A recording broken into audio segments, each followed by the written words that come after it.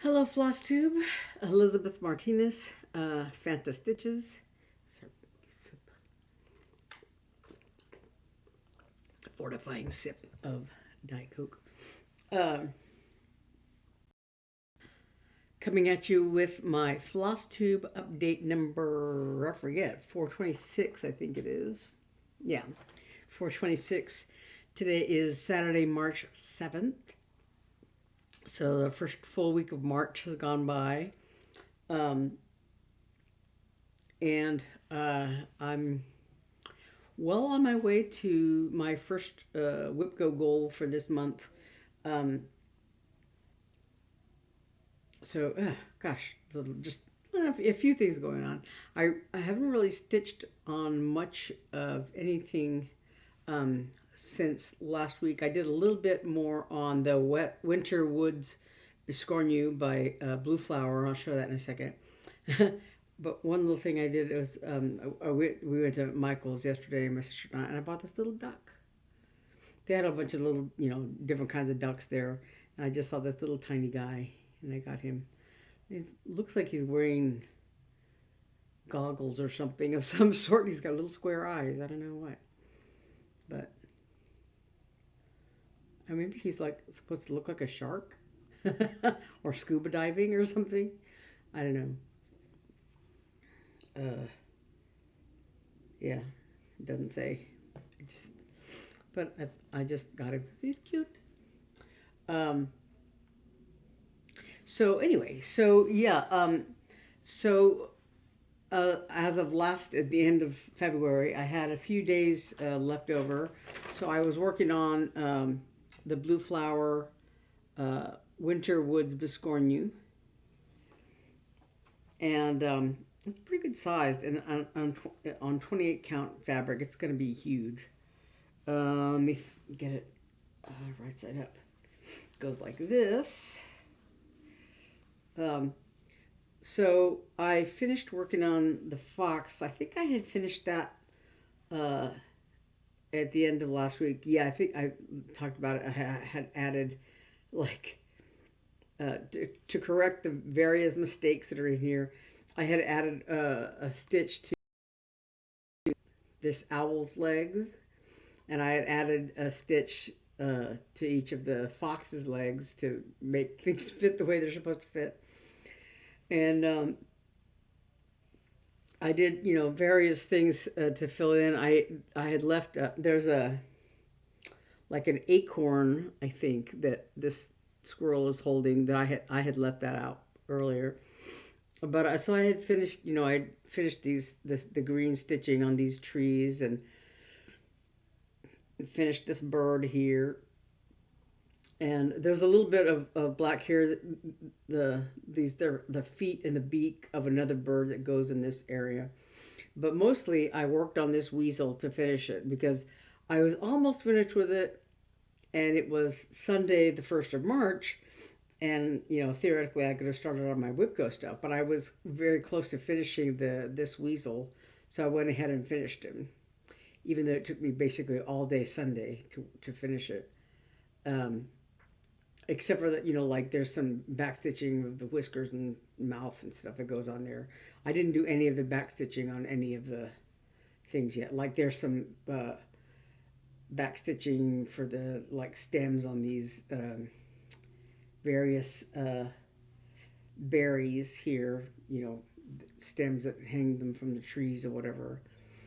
And like there's some straight stitches that make the beak on the birds and the whiskers and mouth on some of these animals. There's another a lynx that goes right here. Yeah, and then another branch like this that goes in this corner, and then I haven't finished the border on here. But anyway, so this was February's WIPGO. So like I said, I did a little bit more stitching on it as I was ending the month of February. So that is, yeah, I don't know, I'll work on it more as it comes up again on my WIPGO next year. Um, yeah. So then come March 1st, I was supposed to start on my new WIPGO, one of my, my new WIPGO stitching, but I was still working on the weasel, so I didn't really start it until like it was after like I don't know 5 o'clock in the morning, and I just started to put a couple stitches and like what am I doing? So I I just thought I'll wait till the morning and start it on Monday. Um, we didn't go to church on Sunday because the rebath people, where like I said, we had our bathroom issue and our bathroom was torn up and everything else. That's why all the like there's a curtain rod back. I mean, what do you call it? Shower curtain rod back there that we had to take out of the bathroom for them to work on it and everything. Um, so anyway, so Sunday this lady from Rebath was giving us an estimate on everything. If we did everything, if we did the minimal stuff in there that they to see what the cost was going to be like, and then like we don't know yet what the insurance is going to pay for. We're still waiting for information from the insurance company about what they'll cover, what they'll pay for toward redoing it, and it's basically a nightmare. But anyway, so that was going on Sunday, so I didn't get as much stitching done as I would have ordinarily. And like I said, we didn't have a chance to go to church because of this meeting with this woman and all that. So our week has been kind of discombobulated. But I did do some stitching on the Ferret. This is Cottage Garden Samplings, number 5, Year in the Woods, number 5. So when I worked on this before last time, I had done the cabin and I had done the Ferret, and I had done one of the flowers, the yellow part of this flower here. Excuse me, my nose is wanting to sneeze. But when I did this flower, I had messed up something, and because when I went to do there's like red stitching around and then green stitching in the middle. And so when I was doing the red stitching, this was, I don't know, last time I worked on it, time before, whatever, I realized that the flower was messed up because the red stitching wasn't, I think I'd left a line out or something like that. So anyway, I just, like fudged around the red stitching on there. And so when I went to, because the Ferret was done, all I had left was these flowers. And so like I said, I kind of, just fudged the inside of the yellow flower. But when I was doing the stem and everything down here, I realized, well, if this is wrong, I want to make an adjustment in here so that everything else comes out right. So I just added one stitch to the stems as they came down and everything. So theoretically, I think things are correct as far as the length goes on this side anyway. So I just finished this leaf. So all of this on this side is done. So now I have the green leaves and stem on this side and the middle of this flower. And there's, I don't know if you can see it on here, there's a whole bunch of little, little cross things all around on here. And those are all done now. As well as, they're yellow, plus signs, and then a green stitch in the middle. And they're all around everything. So they're all done now. So all that's left is the flowers just on one side. I think I've finished everything on the other side. So here is the Ferret. So all that's left is all the greenery on this flower, as well as the middle of this flower. There's, again, you can't really see it, but there's like individual little stitches all around here. But so this is the bottom of the pattern, and this came out okay. It came out to the right place. I had to make a little adjustment over here because on, I mean, excuse me, I'm looking at the wrong side, on this side. Because when I worked, the last time I worked on, when I worked on the bear over here, I started in this corner. And so I wanted to do this border. I made up this little border just to go in between the three panels, you know, on each, in each thing. Um, but so for the most part, I did like just, I did across the top, and then I did, um, this is where the border comes down between each piece, right? But on this one, I went ahead and took it all the way down, you know, till the end, till the thread ended, so that I could start here in this corner, right? Except that I think this is correct across here, but see, this border goes, you know, on either side, and I think I I did something wrong here, um, because down here it's going to hit the ferret. And so I'm just going to have to, like, you know, just fake my way around it, because there's no way I'm moving everything. You know. So yeah. But I kind of realized it when I was doing these little floor plus things, and right here, this one, I realized, yeah, it's going to come out in the wrong place, because you know, I thought this was correct, you know, based on everything else. So um, but like I said, right down here, there's going to be a problem here. When I figured out the spacing for the border and everything else, I I left a space between, like, where the edge of the pattern is. If you look at the pattern, it ends on, like, on, say, on, you know, right on this line, or right on this line, or whatever. And so the border was supposed to be one square off of that, you know, edge of the pattern, so that it wasn't up against it, right? But so there was just a little space between it, but somehow I miscalculated something in here. So right here at the bottom of this thing, the border is going to hit right up against the ferret if it doesn't, you know, interfere with it, you know. And it might interfere with it, because this is only, like, you know, 4 stitches this side, 4 stitches that side, and the ferret's tail is longer than 4 stitches. So somewhere in here, it's probably gonna conflict with it, but it's just gonna have to disappear. The ferret's gonna have to go over the border. So, but anyway, so the bear is what's gonna come up next. So this one, I'm assuming I can finish either today or tomorrow. Tomorrow is 7 days, because yeah, tomorrow will be 7 days. That Sunday will be 7 days. So if this is not finished by today, it'll certainly be finished by tomorrow. So that's 7 days. So I will hit my goal, and this ferret will be finished if I can do that.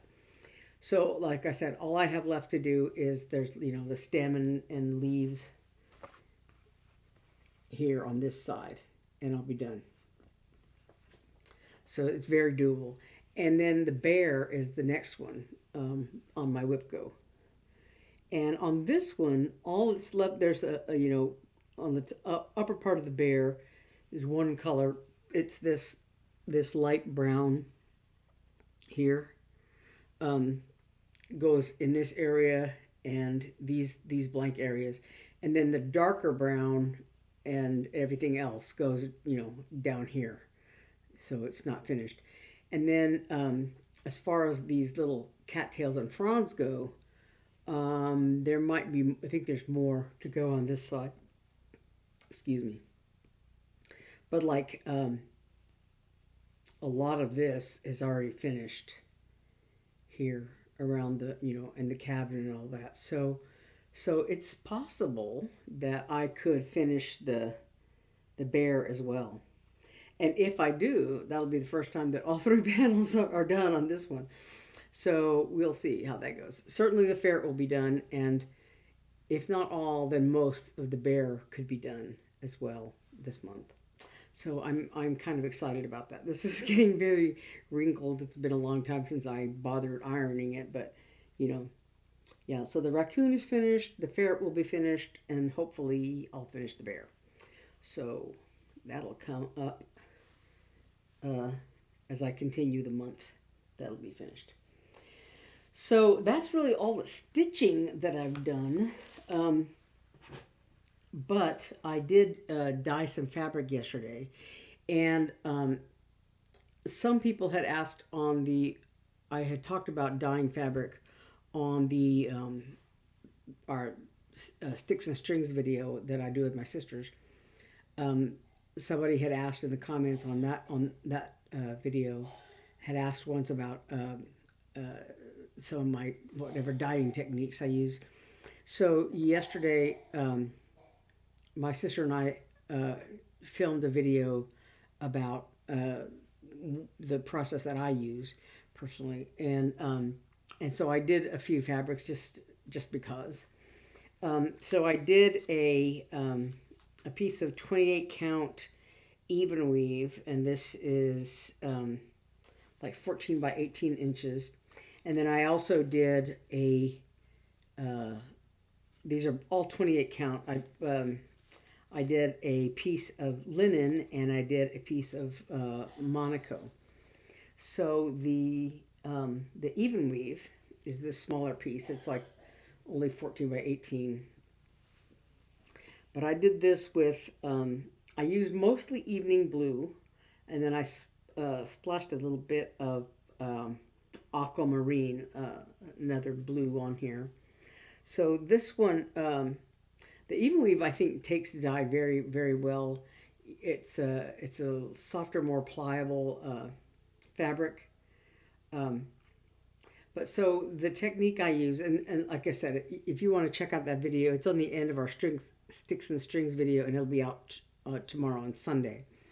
Um, but basically, I rinse the fabric off to get the sizing or whatever out of it. Um, and then I have a variety of different containers, plastic containers. I have like a clear plastic shoebox. I have a butter dish that I scrubbed it within an inch of its life to get all the greasy, buttery greasiness out of it.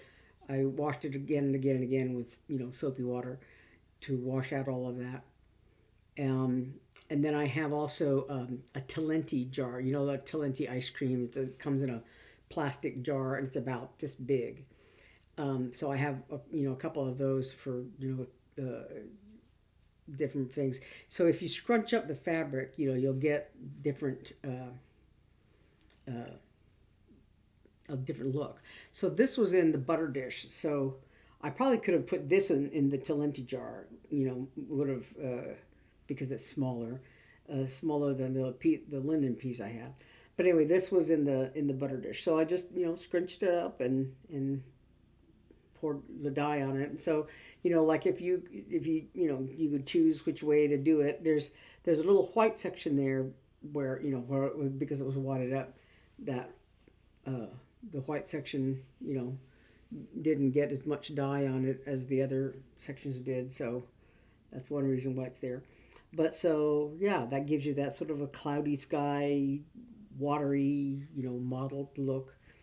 So that's one technique. And I also dyed, like I said, this piece of linen. Let me put this over here.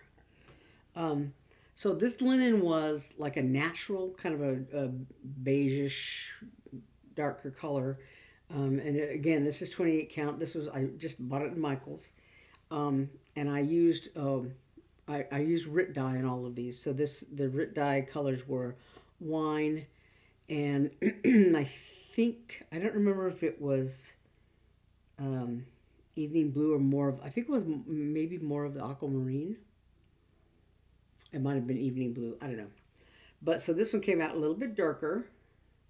You can see you can kind of see through it in this lighting. But so let me see if I can get something behind it so you can see a little better the color. It's kind of, yeah. So it's kind of, it looks a little dark here, but it's kind of purple, blue, on top of that beige color. It kind of darkened, the way things look. But it's very open because it's linen. It's a very open kind of weave, to it. You can see through it very easily. But so, like I said, it came up, with this sort of wine color and a turquoisey blue color. So it may have been aquamarine that I, splashed in there. And these, I don't have any specific projects in mind for these. I was just, experimenting and doing some weird things, just. Um, so this is very dark. Well, not very dark, but darkish. So, but it would be good for like lighter colored threads, greens and whites and whatever. Or maybe green might not look so good, but lighter blues, whites, yellows, something like that would work on this fabric very well. And you really can't see. You can see a little bit of that of the natural. I don't know. You can't see with my see through it here, but some of that natural color, is visible in it because of because that was the original color of the fabric. But yeah, so like I said, this is a little bit darker. You can, he used some lighter colors on it, or maybe some Halloween-ish things. And then this is the Monaco. And again, this one I think I started with evening blue, and then I added some splashes of that wine color, so it came out a little bit purpley, but also a little bit more blue. Not quite as blue as I had anticipated, but I like the lilac color. And then there's some little white splotches, where it was wadded up, and so the white places got exposed to less dye than the colored parts. And this is the other side of it. So I think, yeah. But so this is 28 count Monaco. So it's a little bit denser, stiffer, if you will, than the linen, for instance, or even the even weave. The even weave is the more is very soft, very pliable. Linen is very open weave, and then the Monaco is very dense, tighter weave. But anyway, so those are just three examples of colors. And the way I dye is, again, I run the fabric under hottish water, and the dye I make with basically hot tap water, as hot as it'll go. Tap water. Not I don't boil it or anything like that. And I don't, because I'm not putting these uh, fabrics in the washing machine. Like if you were dyeing a T-shirt, you'd want some kind of fixative so that the dye wouldn't fade every time you washed it. Every time you wore it and put it in the dish in the washing machine and stuff like that. But since with cross stitch fabric, you're not going to be subjecting it to washing, whatever. I don't wash my fabrics after I stitching on them. I don't wash them. I used to once upon a time. I used to do that, but I don't do it anymore. Um, and so you can dye it without using fixatives, whatever. I never do. So yeah. So if you're curious about it, you could ask you could ask me questions in the comments about it if you want to know anything. I'm certainly not an expert. There's lots and lots of videos out there about dyeing fabric, um, and so look at whatever works for you, whatever works for your circumstances, for your needs, whatever you want to do. Those things are out there. Whether you're like, I've done a little bit of dyeing fabrics with things like avocado peels or avocado pits that makes a very pink color. Um, Oddly enough, things like I used some blueberries one time because I figured, well, okay, if you figure blueberries or certain berries stain your clothes, right, then you ought to be able to dye with them. So you can do that. I found oddly enough that like the I had a piece of fabric that I used blueberries on. I smashed the blueberries and I used hot water and everything, and I think I boiled the water in that case in those days back. It was a long time ago, and oddly enough, I found that like the fabric when I ironed it, when I was making, you was stitching with it. When I ironed the fabric, you could see the blueberry stains a lot better than as it cooled. They kind of the stains kind of like faded a little bit. You were a little bit less um, obvious. So that was I don't know why that is exactly, but so yeah, there's like I saw there were old videos I saw about dyeing with various different vegetables, I guess, or different organic materials. But I think they were mostly um, designed for like clothing, that you were going to wear. So they had a lot of things about fixatives and stuff like that. But so anyway, there's a lot of, like I said, there's a lot of dyeing, fabric dyeing videos out there. Um, uh, the Stitching with the Housewives did a bunch of things on like what they do is tea coffee dyeing, and then they actually like bake it briefly in the oven to sort of set the color or to give it this sort of a little crispy looking um, coloration to them.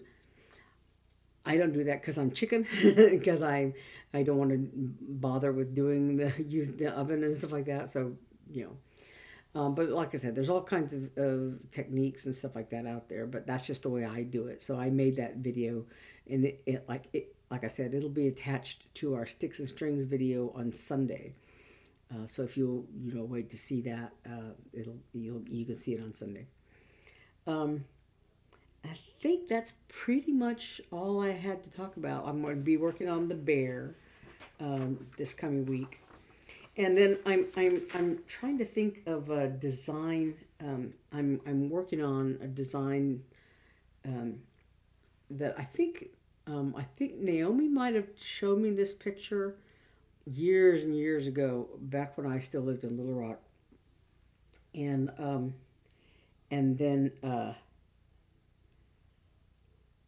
because I know I had like a piece of graph paper that had a line from this poem, and I had like sketched out a kitten, and I wasn't sure where I had gotten that from. I know I had come across, seeing the line of this poem, and and all that, and I had wanted even back then to make a cross stitch, and I just never did really. Um, but recently I saw, oh, I don't know if this doesn't show up. Never mind. Um, I saw this kitten called Hippo. If any of you follow Kitten Lady, not Kitten Stitcher, that's different than Kitten Lady. Kitten Lady Hannah Shaw. She does a kitten rescue thing.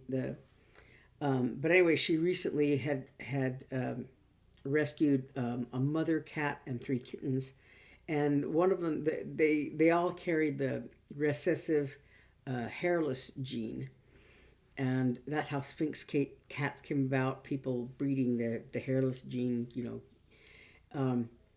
But Sphinx's hairless cats are prone to certain kinds of